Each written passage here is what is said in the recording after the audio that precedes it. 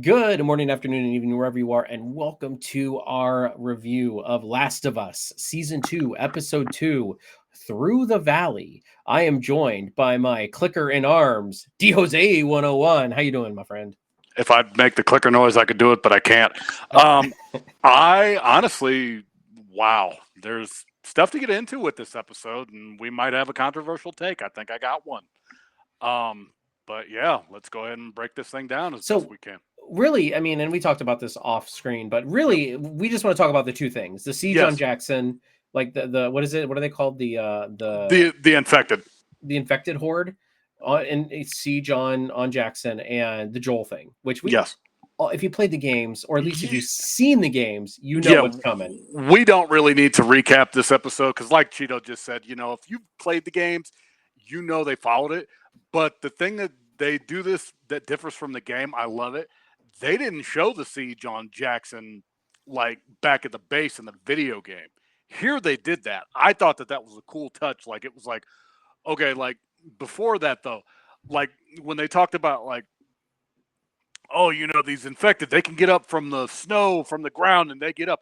When they got up, I thought that was the first coolest scene of the episode. Like when they just started swarming and stuff and they started running, I thought that was great.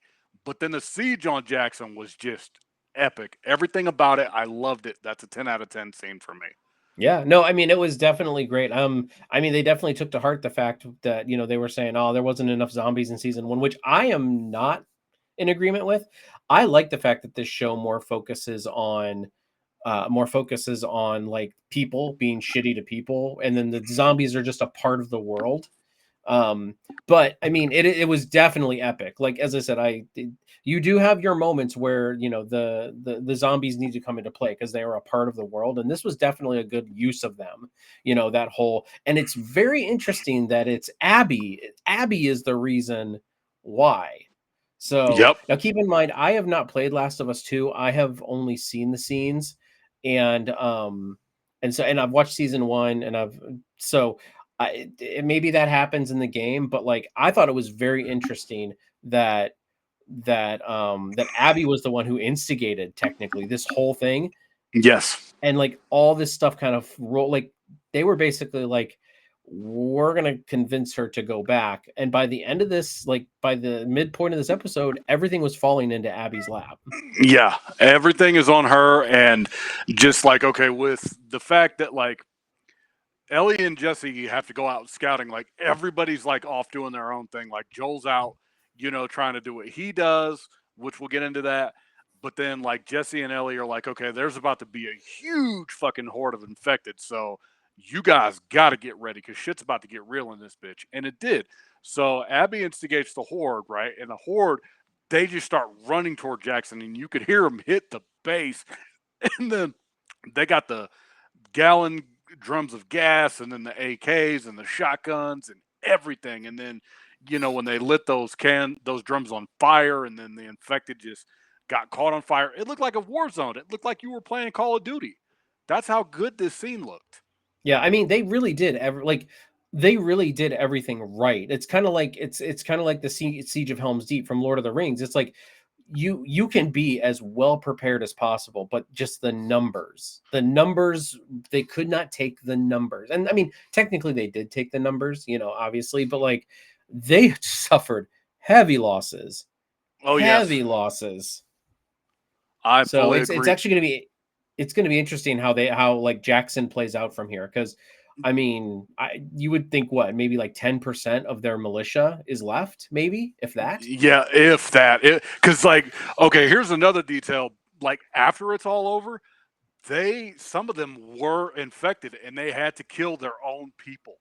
Hmm. That was such a nice detail. Like it was like, because they didn't cover any of that in the video game. Like, yeah, they cover the part where Abby gets saved, quote unquote, but their militia just got ran through. Like only 10% of them are left. So now Jackson has to rebuild, and the fallout from that is going to be the focal point from the Ellie aspect of the season. But now I think we can cross over into the meat and potatoes.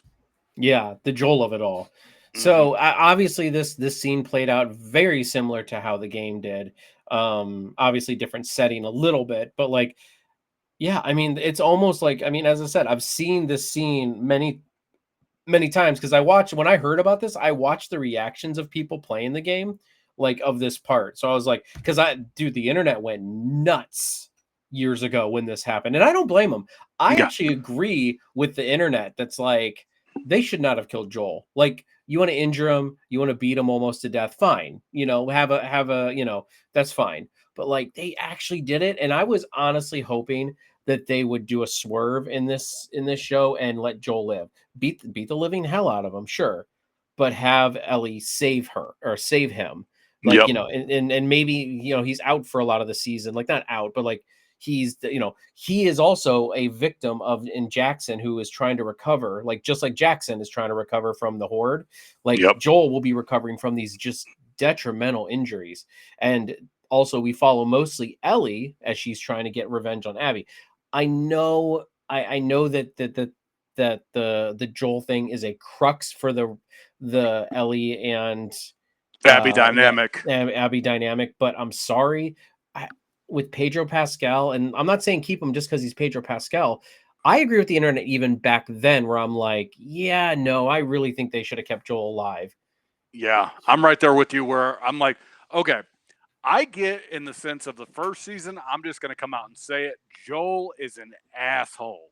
But that doesn't mean that you need to like absolutely wreck him. I mean, yeah, he did kill Abby's father. So to an extent, I could see why she did what she did, but I don't agree with the brutality. I wish like what it should have been was Joel is on the verge. Like he is right there, this close to death. But Abby's like, I'll let you live for now. That's how they should have went with this. And she could have been like, if I ever see either of you again, shit's gonna get real in this bitch. And then Ellie just gets consumed by revenge. That would have, I think, been a better plot line even for the game. Because like you said, Joel could have been nursing his injuries. He could have warned Ellie, like, hey, the cycle of violence is only going to lead to more violence, which will lead to regret and nothingness, and you're going to end up all alone. That would have been a more emotional dynamic to go with, but, we're not writers, but we could think better than these people do.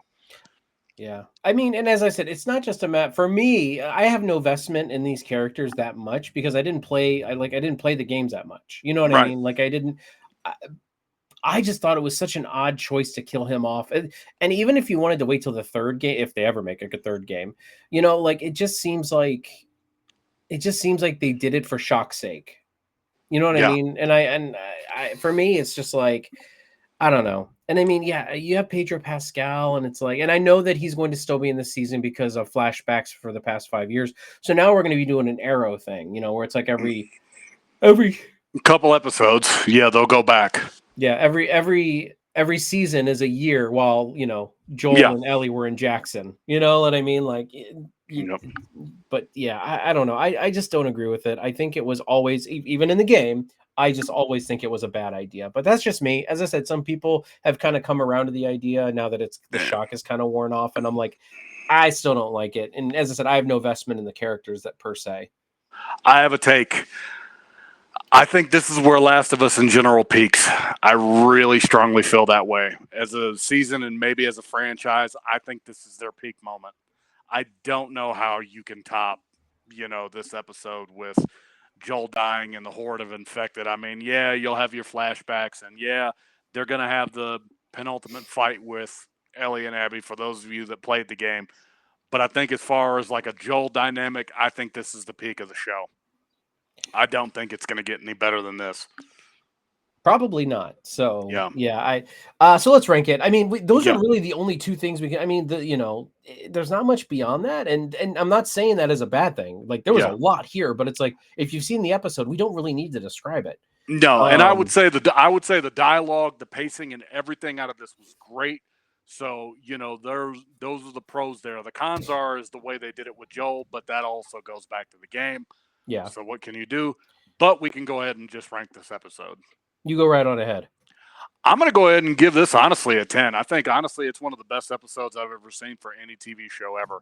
I love how they did the horde of infected. That was easily the highlight of the episode. The fact that, like you said, Abby instigated all of it. She's the cause of it. and it remains to be seen if they'll point that out in the show. I hope that they do. But now what we're going to see is a backstory to Abby and her father and Owen and Mel and how they all came to be. But overall, I'm going to give it a 10. I thought that this was fantastic. Chef's kiss. I'm gonna give it a 9. I love the horde attack. Again, I was not feeling a little bit of the Abby Joel not dynamic because they did fine. Yeah. Sorry, I don't know why I'm yawning so much. Anyway, so yeah, that kind of wraps it up for that. Just one question, since I don't want to drag this out too much, but I want to get your opinion. Do you think that they will go with a season 3 of Last of Us and go in their own direction? Do you think this will be like, instead of them doing a third game, they'll do the third season, and then we'll actually get brand new? Or do you think that this second game is going to be like drawn out between 2 seasons? God, I hope they don't do that. I hope they do what you say, where they make the third season their own season, because I don't want them to drag it out. It's like the game itself, okay, from a gameplay perspective, it's awesome. But from a storyline perspective, it's not. But I want them to wrap it up here, and then I want all new characters. I'm sorry. I want Ellie to be over. If they're going to do a Last of Us Season 3, I would have Last of Us Season 2 maybe be the end of Ellie, where, spoiler alert, if you play the game, she goes home and she finds that there's nothing there.